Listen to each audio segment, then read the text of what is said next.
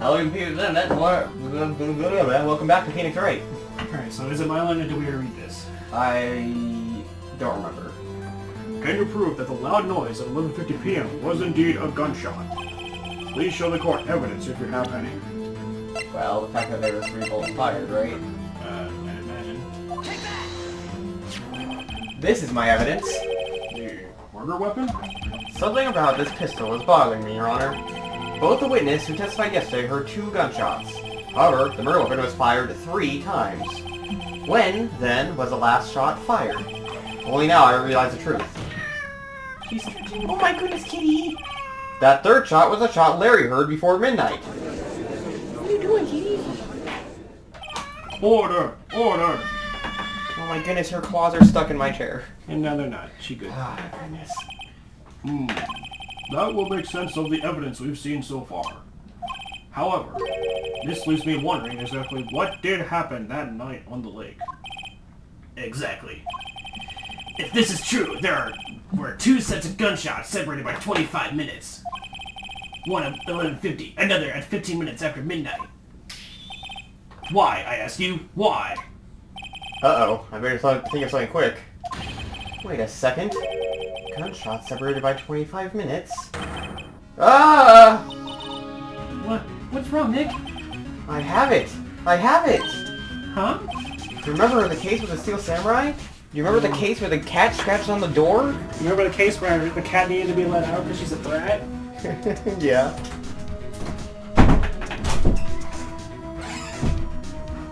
And there she goes.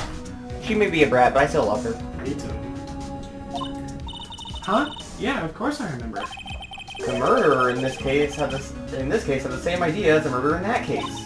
What do you mean? Maya, Yes? if we don't figure this out now, we'll never overturn Edgeworth's guilty verdict. I've got a hunch, and I'm going to run with it. Right! I mean, is this safe? Safe? We've already gotten a guilty verdict. We have nothing to lose. You just watch me. Sorry, you just watch and let me know if anything sounds fishy, okay? Right, Nick. Your Honor, Yes, Mr. Wright? the testimony just now has cleared up this entire case. What do you mean, Mr. Wright? So, you finally realized the truth. I am your father! There could be no other murderer here than Miley's Edgeworth himself. His name's not Miley's, and you should know that considering you kind of adopted him after his father died. Oh wait, you didn't know that, did you? Bruh! Shit. That's fine. Well, you already said he was like a mentor to Edgeworth. I mean, yeah, but... Bruh! It's not that big of a spoiler, is it? Is it prevalent to this case? Not really. Oh, then I guess not. I just didn't realize the connection was that deep. Yeah. Anyway. That's why it's so, like, intense that, you know, he's the one trying to get Miles convicted guilty, even though he's like a father figure to him. What the fuck? Yeah. Whatever. Wrong. Anyway. Wrong, Ron Karma. A man was shot that night, but it wasn't Edgeworth who did the shooting. Listen, rookie. Take a deep breath and consider the facts. At the time of the murder, 1 boat was on the lake. This was shown by the witness's photograph. The defendant, Edgeworth, and the victim, Robert Hammond, were on that boat.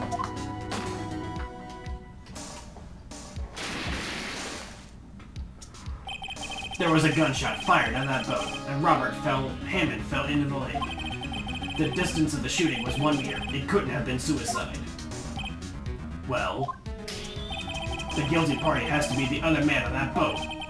I admit, it is hard to imagine any other possibility. Yes, but this assumes that the victim was shot 15 minutes after midnight. What do you mean by that, Mr. Wright? We have a We have photographic evidence of the time of the shooting. The timestamp on the photo says 00:15. But Larry heard a gunshot 25 minutes before that. Robert Hammond was killed then, 25 minutes before the shot on the lake. That's the only way Edgeworth could be innocent. Mr. Wright, are you... Mr. Wright, are you quite mad? Explain who the 2 men on the boat are. Edgeworth and the murderer. Of course, it was Edgeworth and the murderer. After the murderer killed Robert Hammond at 11:50, he assumed the guise of Mr. Hammond and met Edgeworth. What? Are you serious? Yes, Edgeworth won't tell us why he went to the lake that night. However, I have a hunch. That night, Robert Hammond called Edgeworth to the lake. Now, Edgeworth didn't know Robert Hammond's face that well.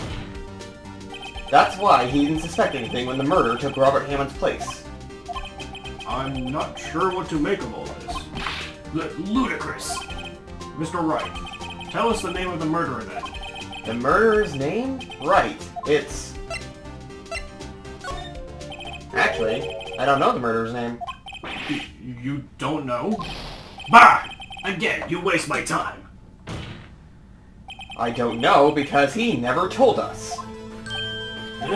The murderer is a caretaker of the boat shop, that old man. At 11:50, he was the one who killed Robert Hammond.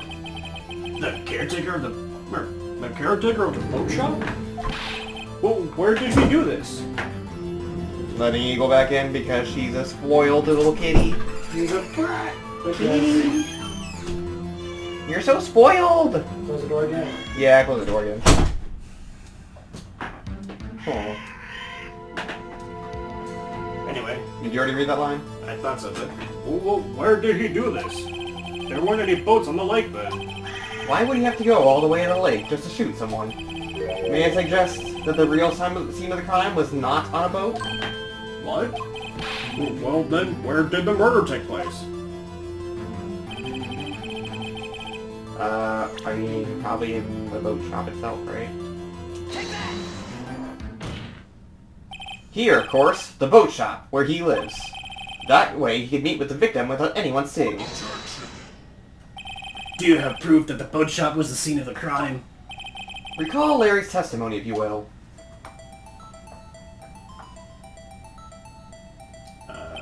That night, he was on the lake on a boat, searching for something. He finds it and returns to the boat. Then, just as he's starting to head home, he hears a gunshot. He heard a gunshot, Your Honor, even though he was wearing headphones at the time. In other words, the gunshot was very, very close by. And where would that be if he had just returned the boat? The boat shop. I can't believe I didn't think of that. Mr. Wright, what happened that night on Gourd Lake? Please tell the court from the beginning. Yes, Your Honor. Nick, are you sure about this? Not really, but I think if I start at the very beginning, and I take it slow, I might be able to figure this out. Closing argument, begin! Our comic book section appears. Right. That night, yeah, the caretaker of the boat shop called Robert Hammond to his shop.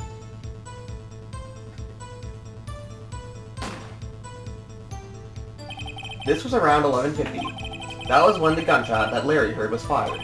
After that, the caretaker put on Robert Hammond's coat and became Robert Hammond. Then he got into the boat with Edgeworth and went out into the middle of the lake.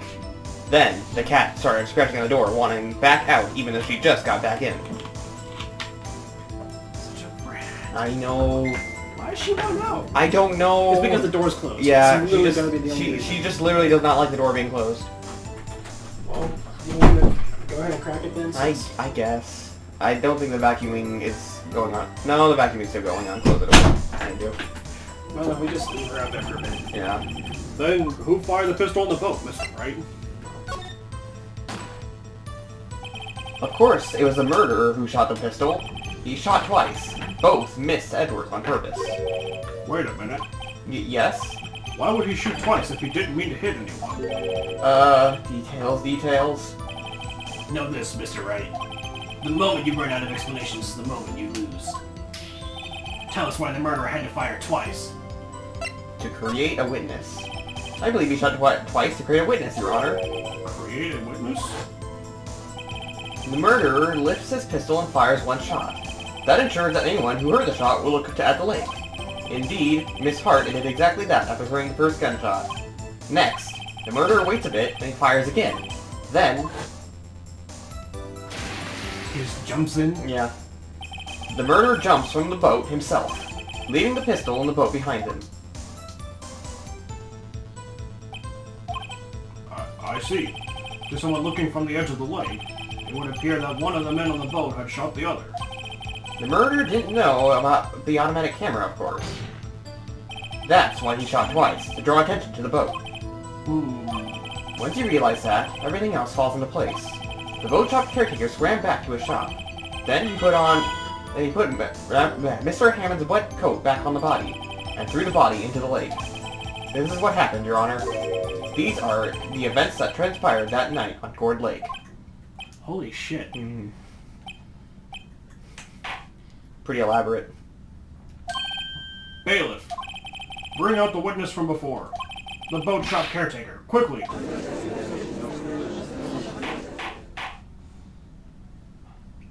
Now we have a cross-examination of the parrot, I guess, since she knows all the important info. I mean, that's a pretty interesting leap in logic. Well, considering we're not gonna get anything else out of the caretaker, because he's fucking... But how are we gonna cross-examine a parrot? It only knows the lines it's taught. So then...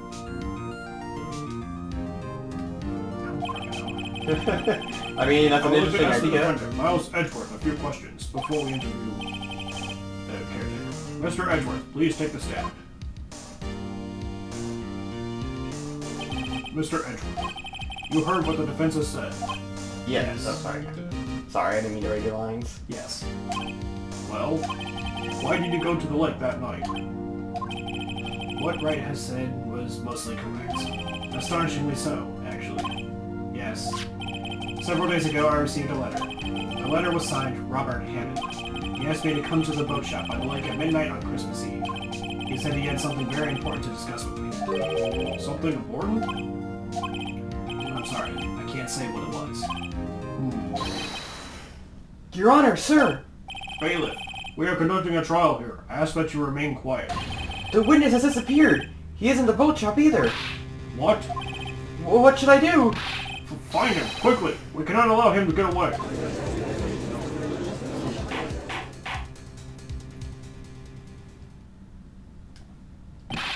Mr. Von Karma, your witness has disappeared. A search warrant has already been issued.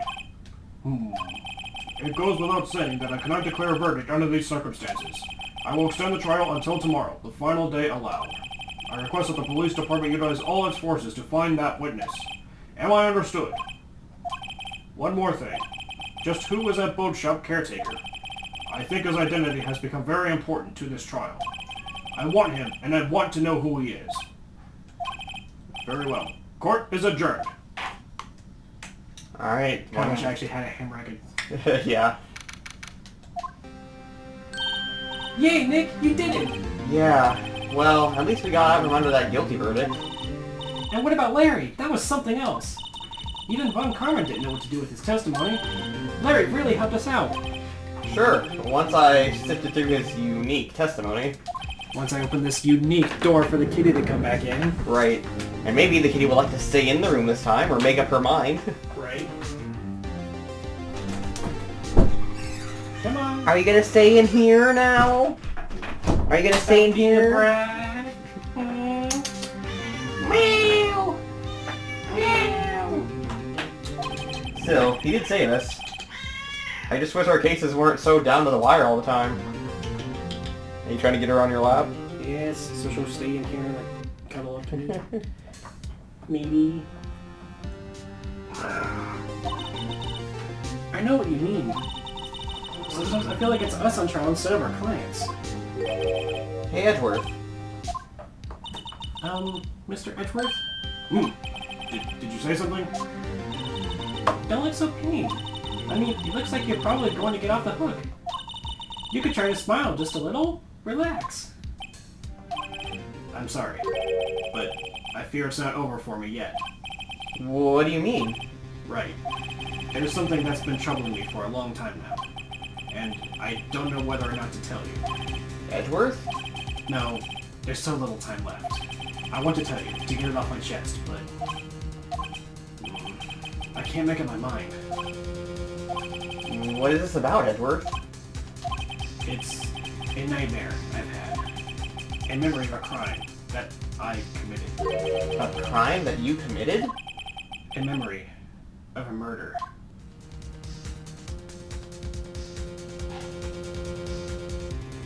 The trauma from the incident make him think he did it?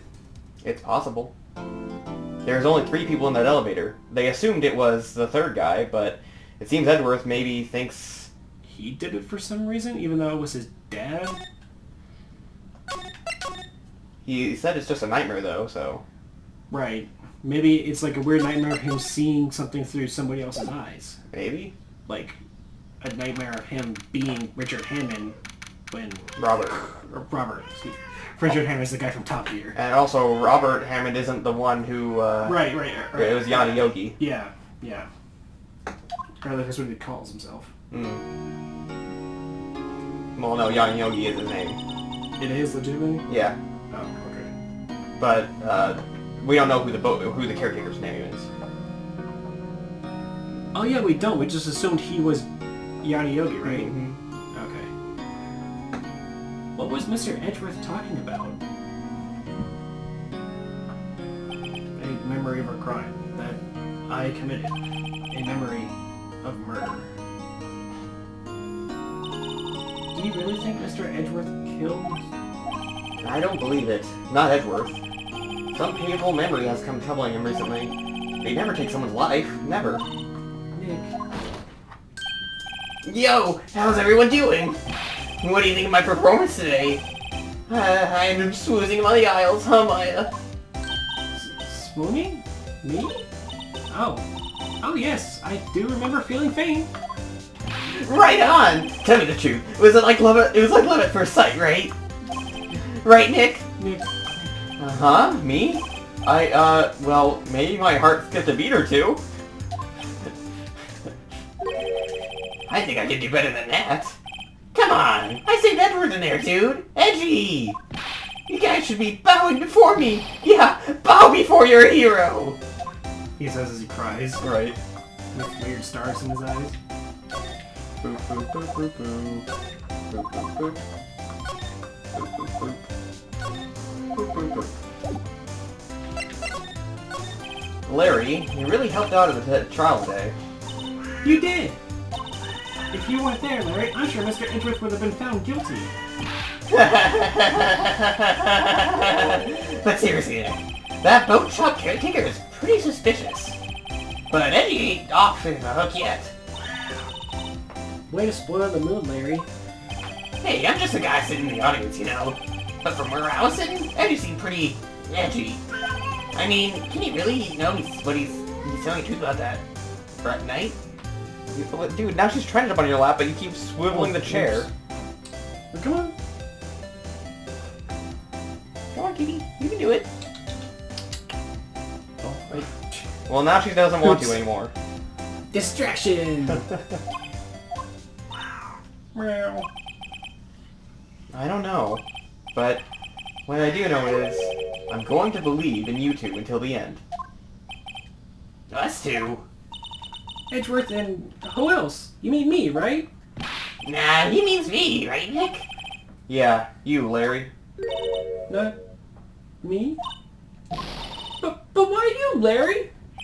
Huh? Actually, yeah. Why me, Nick? Hoof! Enough with the silent treatment! What the fuck, Phoenix? That was pretty cold. Oh no, she's like attacking your... Kitty, that's my phone charger! Kitty! No! She goes over the bed, starts batting again. Goodness gracious.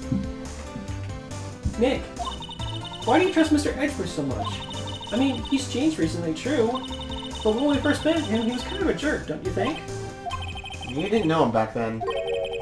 Back when he wanted to become a defense attorney. She probably trying to get your attention. Well, she was, but Well, now she's... Now she's licking herself. Anyway. Back when he wanted to become a defense attorney. Wait, was that when you two were classmates? Yes, in grade school. They saved me. Miles and Larry. They saved me, and I'll never forget it. That's why I became a defense attorney, you know? What? Hey, Larry, what's he talking about? Huh? Sorry, I kind of forgot. I forgot. Thumbs up. Yeah. Oh, okay, Nick, out with it. I'm going to hear this story today, and that's final. Okay. It's kind of a long story, so hang in there. It was the very end of 3rd grade. I was on trial. A class trial.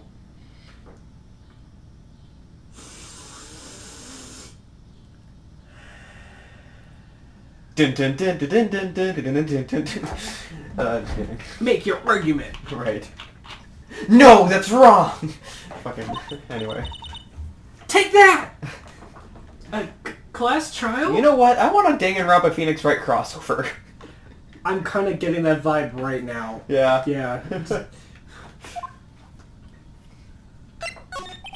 You remember Larry? Spring, end of 3rd grade? A kid in our class got his lunch money stolen. Lunch money? Our school was really small. Every month, kids would bring an envelope with money for lunch from home. Huh. I see. Anyway, this kid's envelope disappeared, with $38 still inside. Oh, yeah. Now that you mention it, I do remember that. I can see what you forgot, though. You were out of school that day. Anyway, the envelope had been stolen during PE class. You know... I don't remember my guess. I was coming down with a cold, so I skipped PE that day. I was the only kid not in class. Wait, but Larry was also sick that day, so... That's true. Or not there. Right, but he wasn't at school. While Phoenix Right. was at school, he just skipped PE. Ah. So, they thought you did it? Yeah, the kids in class said I should be put on trial. He became the blackened... Ah! Trial? So the next day, we held a classroom trial with me as the defendant. The blackened, you mean? Right. I didn't do it! Guilty! He did it! Guilty! It was you! Thief! Give the money back! You're such a meanie! No one played with him! Just admit you did it! You can't have the truth! Tell us the truth! You're not gonna play with you anymore! Yeah, no borrowing my eraser! You should be allowed in the relays, on the library committee! Give me back my 50 cents I'll lend you! Hey, did you run that bank the other day? Now, Phoenix, you know you shouldn't steal people's money. It's not right. In the end, even the teacher thought I'd done it. Go over and apologize, Phoenix. I'm sorry. I thought it was Kid Phoenix talking. I didn't know what was happening. I was so sad, I couldn't stop crying. Everyone was staring at me like I'd done it. I tried to apologize. I went to where the boy whose money had been stolen was sitting. That's when it happened. Objection! He shouldn't have to apologize! The only thing that belongs to the trial is evidence. Anything else has no place. You should all be ashamed. Amateurs! Miles? It wasn't you who stole my money, was it? No. I was like, no. Then you shouldn't apologize. Everyone's been shouting you did it, but no one has any proof. That is why, Your Honor, this boy is innocent! But Miles, it was your money who was stolen. Yeah, he did it. He's the one. You don't need proof. Make him say he's sorry. Why don't you all just shut up? Why do you all just shut up? Oh, that was Larry. Oh. Why don't you all just shut up? But that's how it always is. Everybody ganging up and picking on one person. Just think about how he feels. He said he didn't do it, so he didn't do it.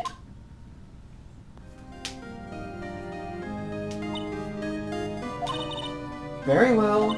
I will replace the money myself. This class trial... Very well. Very well. I will replace the money myself. This class trial is The over. teacher's clearly female. She's just wearing a fake beard and... I don't know. Okay. Because it's like the exact same judge, too. I guess. That's how it happened. After that, the three of us were the best of friends. Larry didn't really contribute much. He was just kind of there. Yeah. I mean, I guess he was one of the only ones that were on his side. Wow. I had no idea. Yeah, I had no idea either. I mean, I forgot. That's when I learned what it meant to be alone. Totally alone, without a friend in the world. You did a good thing, Larry. Yeah, well... I was just lucky that I took the day off from school. If I had been there, they would have thought I'd done it. So I This is see? When something smells, it's usually the butts. Anyway, Edward and I talked after the class trial. That's when I heard his father was a defense attorney. I remember his eyes would shine every time he talked about his father. I'm going to become a defense attorney, just like my father. A famous defense attorney. Then, a few months later, suddenly he transferred to another school. The Deus Sex incident. Right. I'm not sure, but the transfer probably had to do with his father's death. That's so sad. It was several years later when I heard Edgeworth's name again. There was an article about him in the newspaper. The headline was something like, "Dark Suspicions of a Demon Attorney." Fabricating evidence, manipulating testimonies, covering up facts. The article said he'd do anything to get a guilty verdict. Anything. But why? What happened? I mean, that's not the Edgy I used to know at all. That's what I thought too. I tried to get in touch with him, but I tried to get in touch with him I don't know how many times. He never replied. I guess he didn't want to see his old friends. I couldn't just drop it though. I wanted to meet him, to learn why he had become who he became. That's when I decided. Wait, you don't mean... That's why? That's why you became a defense attorney? To meet Edgeworth? If I was a defense attorney, he'd have to meet with me whether he wanted to or not. In court. Edgeworth believes in me, and I believe in him. He's in pain, and no one's on his side. I'm the only one who knows the real Edgeworth.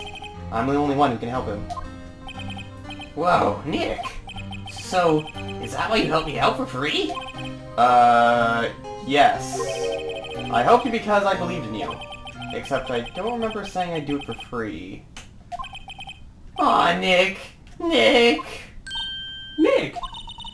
We have to save Mr. Edgeworth if it's the last thing we do, okay? Right. It very well may be. First, there's a rental boat shop caretaker. We need to find out who or what he is. I'd settle for who. I guess I can clean out some of the evidence I no longer need. Okay, let's go. So, to the lake, I guess? Oh. I'm just gonna go everywhere I can. And the lake last, because there's so many places in the lake to go to. You look as grim as always. Mr. Edgeworth, I heard the story about the class trial. Class trial? What do you mean? You don't remember? No, I don't. Your lunch money was stolen, wasn't it, in 3rd grade? Lunch money? Oh, right. Yes, I seem to remember something like that. Nick, I think you're the only one who really remembers. Well, it probably only really mattered to me anyway. Mr. Edgeworth, didn't you know? That trial was the reason Nick became a defense attorney. Ridiculous. Gee, thanks. That said, it does sound like the kind of thing you'd do. You haven't changed a bit, have you, right? So simple. To a fault, even. Well, maybe, yeah, but I think you've changed too much, Edgeworth. Perhaps. Well, he seems really kind of sentimental. Yeah. I mean, here he was, he became, after everything that happened with his father, he kind of closed in on himself. And, as you saw, he became the vicious, prosecutor, probably in an attempt to try and weed out his father's killer. And now here we are, where he's being blamed for murdering the man who got the same guy already free once. And that guy has framed him to take the fall now. But I mean, in a weird, like father, like son sort of incident. No matter how far apart you grow, though, seeing an old friend probably is going to drive some sentimentality from you, no matter how far you've changed, Or I guess it'd just be sentiment, but yeah. Well, and I think it kind of depends upon what changed. Right, but I think him seeing Phoenix again definitely has opened it up a little bit more. Definitely, it's definitely had an impact on him. Hey Edgeworth, why'd you become a prosecutor anyway? You used to look up to your dad. You said you wanted to be a defense attorney, right? Are you gonna let the cat out? Yeah, I think the vacuuming's done, so I'm just crack the door. Yes, rat. Alright. Oh, actually, we'll find out why Edgeworth became a defense... why he became a prosecutor in the next episode, if I can speak. Okay, see you guys next time. Bye.